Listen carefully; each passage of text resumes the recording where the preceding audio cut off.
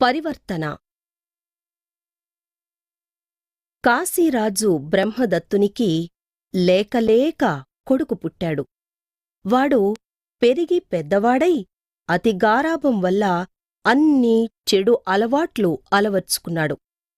అందరూ అతణ్ణి దుష్టకుమారుడు అని పిలిచేవారు. దుష్టకుమారుడు మహాకోపిష్టి, పరుషంగా మాట్లాడేవాడు. పెద్దల్ని పిల్లల్ని తోలనాడేవాడు. మంత్రులు, పురోహితులు, హితులు, చివరికి తల్లిదండ్రులు ఎంత చెప్పినా వాడి పద్ధతి మారలేదు. కాశీరాజు తన కుమారుణ్ణి బుద్ధుని దగ్గరకు తీసుకువెళ్ళాడు. తన కుమారుణ్ణి మంచి దారిలో పెట్టమని కోరాడు. ఒకనాటి ఉదయం దుష్టకుమారుణ్ణి వెంట తీసుకుని బుద్ధుడు ఉద్యానవనంలోకి వెళ్ళాడు. దారిలో ఒక చిన్న కసింద మొక్క కనిపించింది. దానికి 2 ఆకులున్నాయి. నాయనా, ఆ 2 ఆకుల్లో ఒక ఆకు తిను అన్నాడు బుద్ధుడు.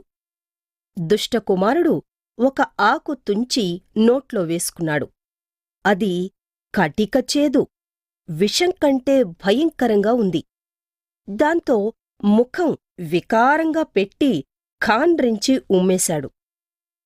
ఇది ఇంత చిన్న మొక్కగా ఉన్నప్పుడే ఇలా ఉంది, పెరిగి పెద్దదైతే ఇంకెలా ఉంటుందో, దీనివల్ల ఉపయోగం లేదు అని దాన్ని పీకి కోపంతో నలిపి దూరంగా పడేశాడు రాకుమారుడు.